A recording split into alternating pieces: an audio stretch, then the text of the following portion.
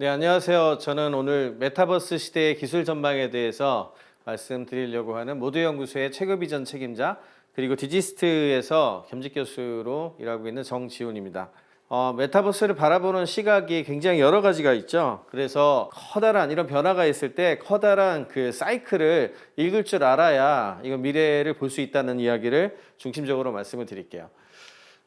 크게 봤을 때 지금 현재 그 사이클이 세 번째 사이클로 생각을 하고 있는데 대략 한 사이클당 한 20년 정도 주기로 돌아가는 것 같아요. 그래서 첫 번째 사이클이라고 한다면 이제 PC, 그 다음에 윈도우라고 하는 마이크로소프트라는 회사가 거의 황제의 자리에 올랐었죠.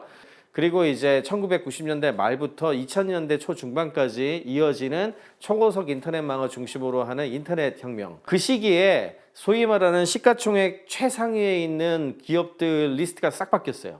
지금 보여드리고 있는 이 회사들이 거의 제일 위로 올라오는 현상이 됐죠. 두 번째 사이클은 이제 한 2007년, 이제 아이폰이 2007년에 발매가 되잖아요.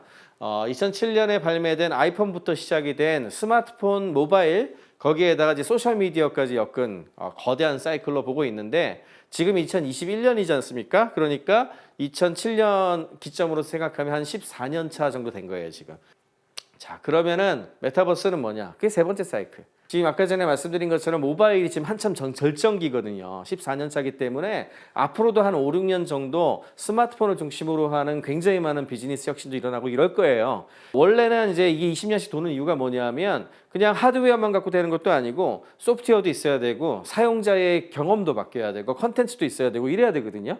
근데 이게 한꺼번에 오기가 원래는 되게 힘들죠. 그래서 일반적인 예상으로는 한 2025년에서 2027년 사이 이렇게 보통 생각하고 있었거든요. 근데 변수가 떡하니 생겨버렸습니다. 뭐죠?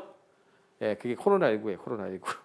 이게 이제 매튜 볼이라는 사람이 이제 메타버스에 대한 그 요소를 정리를 한 건데 7개의 요소를 바라보라고 얘기를 해요. 근데 이게 메타버스뿐만 아니라 아까 말씀드린 거대한 그 사이클에 다 해당하는 내용이에요. 근데 원래는 저 하드웨어부터 시작하거든요.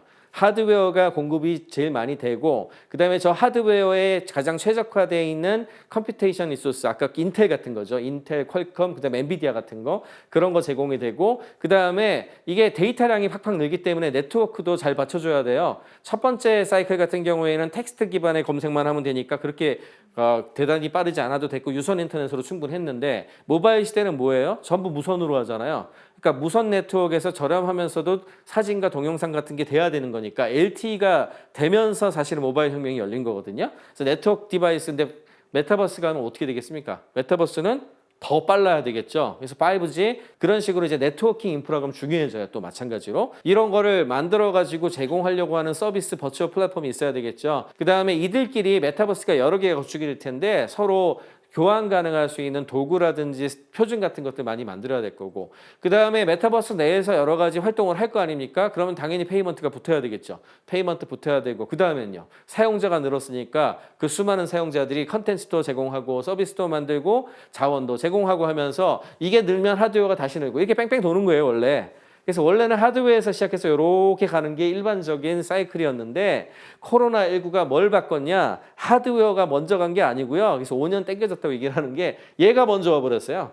컨텐츠 서비스 여기가 먼저 와버렸어. 대표적인 게 로블록스라든지 제페토라든지 이런 건데 아직 하드웨어 안 된 거잖아요. 근데 그 월드 자체는 이미 3D 월드로 컨텐츠를 만드는 제작 플랫폼은 이미 언리얼이나 유니티를 쓰고 있고 그러니까 여기가 이미 먼저 간 거예요. 그리고 나서 이제 사용자 비헤이비어가 바뀌었으니 이제 하드웨어가 따라와야 되는 상황이 됐죠. 하드웨어하고 컴퓨터하고 네트워크가 따라와야 되는 상황으로 지금 변해가고 있는 거예요. 근데 속도는 굉장히 빠를 것 같아요. 왜냐하면은 원래 하드웨어에서 네트워크 이거보다 사용자들의 그 사용 행태를 바꾸는 게 제일 오래 걸리는 거거든요, 원래. 그래서 후반부에 많이 가는 건데 코로나19 때문에 강제로 언택트로 모든 걸 리모트로 하게 돼버려갖고 사람들의 행위 변화가 그냥 강제로 일어나 버렸어요, 여기서. 그러니까 하드웨어하고 네트워크랑 컴퓨터가 받쳐주기만 하면 되게 빨리 수용될 거예요. 그래서 아마도 앞으로는 아마 요 뒤쪽 라인들도 굉장히 중요해질 가능성이 높다. 이렇게 해석을 하시면은 사실은 메타버스가 단일한 게 아니고 굉장히 거대한 역사적 사이클이라는 걸 아실 수가 있습니다. 사실 이것만 이해하시면 돼요.